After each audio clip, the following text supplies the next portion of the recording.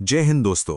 चलिए आज जानते हैं दांडी मार्च के बारे में। नमक से आज़ादी तक का वो सफ़र जिसने ब्रिटिश साम्राज्य की नींव हिलाकर रख दी थी। और हाँ, ये जानकारी SSC, UPSC, PCS, railway, defence और बैंकिंग जैसे एग्जाम्स की तैयारी करने वाले सभी दोस्तों के लिए बहुत ही ज़रूरी है।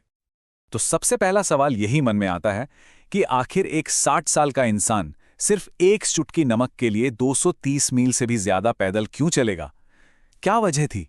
ये कोई आम पैदल यात्रा नहीं थी। इसके पीछे एक बहुत बड़ा और बहुत गहरा मास्टर प्लान था।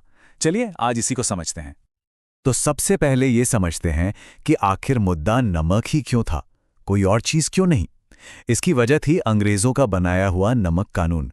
ये एक ऐसा कानून था ना, जो भारत के हर एक इंसान पर असर डाल रहा था, चाहे वो अमीर हो या गरीब, हिंदू हो या मुसलमान। देखिए, इस कानून के हिसाब से कोई भी भारतीय ना तो नमक बना सकता था और ना ही बेच सकता था। सबको अंग्रेजों से ही, वो भी भारी भरकम टैक्स लगाकर, नमक खरीदना पड़ता था। अब आप ही सोचिए, जो नमक हमें समंदर मुफ्त में देता है, उस पर भी अंग्रेजों का कब्जा और टैक्स। और यहीं पर सामने आता है गांधी जी का वो मास्टर स्ट्रोक। वो समझ गए थे कि अगर पूरे देश को एक साथ खड़ा करना है तो एक ऐसा मुद्दा उठाना होगा जिससे हर घर, हर इंसान खुद को जोड़ सके। और नमक से बेहतर और क्या हो सकता था? तो गांधी जी की जो रणनीति थी वो कमाल की थी। इसके 4 बड़े हिस्से थे। पहला, नमक जैसा एक ऐसा मुद्दा चुना जो हर किसी की जरूरत है। दूसरा, एक लंबा मार्च, एक ऐसा तमाशा जिससे पूरी दुनिया का ध्यान इस तरफ खींचे। तीसरा, हर दिन यात्रा करके, लोगों से मिलकर इस आंदोलन को रोज और बड़ा बनाना। और चौथा, इन सब के जरिए पूरे देश को एक धागे में पिरो देना। मतलब जानबूझकर एक ऐसा बवाल कराना था जिसकी गूंज पूरी दुनिया सुने। और फिर वो ऐतिहासिक दिन आ ही गया।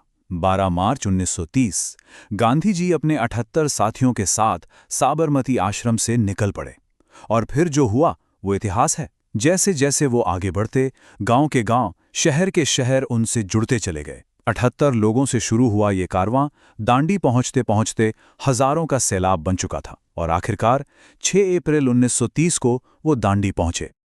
पूरे 24 दिन, ये सिर्फ एक संख्या नहीं है, ये उन 24 दिनों की कहानी है जिसमें लगन थी, हिम्मत थी और आज़ादी की एक ऐसी भूख थी जो हर कदम के साथ और बढ़ रही थी। ये वाकई में एक तपस्या थी। अब सब दांडी पहुंच चुके थे। पूरे देश की नहीं, पूरी दुनिया की नजरें गांधी जी पर टिकी थीं। हर कोई इंतजार कर रहा था कि अब आगे क्या होगा।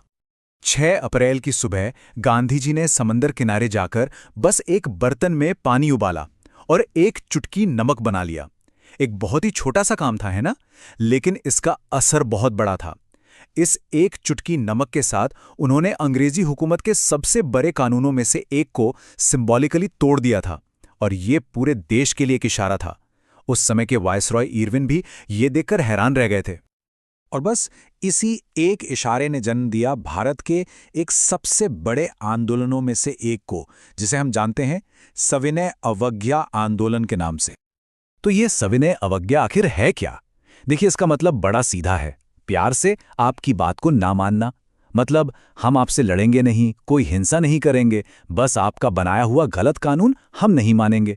पूरी विनम्रता से, लेकिन पूरी दृढ़ता से। अवज्ञा। गांधी जी ने तो बस एक चिंगारी लगाई थी दांडी में, लेकिन देखते ही देखते ये पूरे देश में एक आग की तरह फैल गई। एक चुटकी नमक से शुरू हुई बात एक बहुत बड़े राष्ट्रीय विद्रोह में बदल गई। देश के कोने कोने में लोगों ने अपने अपने तरीके से नमक कानून को तोड़ना शुरू कर दिया। और इस आंदोलन की आग को हवा दी देश के कोने कोने में बैठे हमारे महान नेताओं ने। दक्षिण भारत में सी राजगोपालाचारी ने कमान संभाली, तो इलाहाबाद में जवाहरलाल नेहरू और बिहार में राजेंद्र प्रसाद ने। धरसाना में सरोजिनी नायडू ने मोर्चा संभाला। और एक बहुत ही महत्वपूर्ण नाम, खान अब्दुल गफ्फार खान ने उत्तर पश्चिम में आंदोलन को लीड किया। खान अब्दुल गफ्फार खान के बारे में ये कुछ बातें जरूर याद रखिएगा। उन्हें सीमांत गांधी या फ्रंटियर गांधी भी कहा जाता था, क्योंकि उनकी सोच गांधी जी से बहुत मिलती थी। उन्होंने खुदाई खिदमतगार नाम का एक संगठन बनाया था, जिसके सदस्य लाल रंग की कुर्ती पहनते थे, इसलिए इसे लाल कुर्ती आंदोलन भी कहते हैं। इस पूरी यात्रा की गंभीरता का अंदाजा आप गांधी जी के उस प्रण से लगा सकते हैं जो उन्होंने साबरमती आश्रम छोड़ते वक्त लिया था। उन्होंने कहा था, मैं इस आश्रम में तब तक वापस नहीं आऊंगा जब तक देश को आज़ाद ना करा लूं। ये दिखाता है कि उनका संकल्प कितना दृढ़ था। तो लौटकर आते हैं उसी पहले सवाल पर। आखिर एक चुटकी नमक ने इतने बड़े साम्राज्य को हिला कैसे दिया? इसका जवाब है एकता की ताकत में, अहिंसक विरोध की शक्ति में और सही मुद्दे को चुनने की रणनीति में। दांडी मार्च इस बात का सबसे बड़ा सबूत है कि अगर इरादा नेक और तरीका सही हो तो एक छोटा सा सांकेतिक कदम भी इतिहास की दिशा बदल सकता है। ऐसी ही जानकारी के लिए सब्सक्राइब कीजिए ऑल कैन स्टडी को। थैंक यू एंड मिलते हैं नेक्स्ट वीडियो में।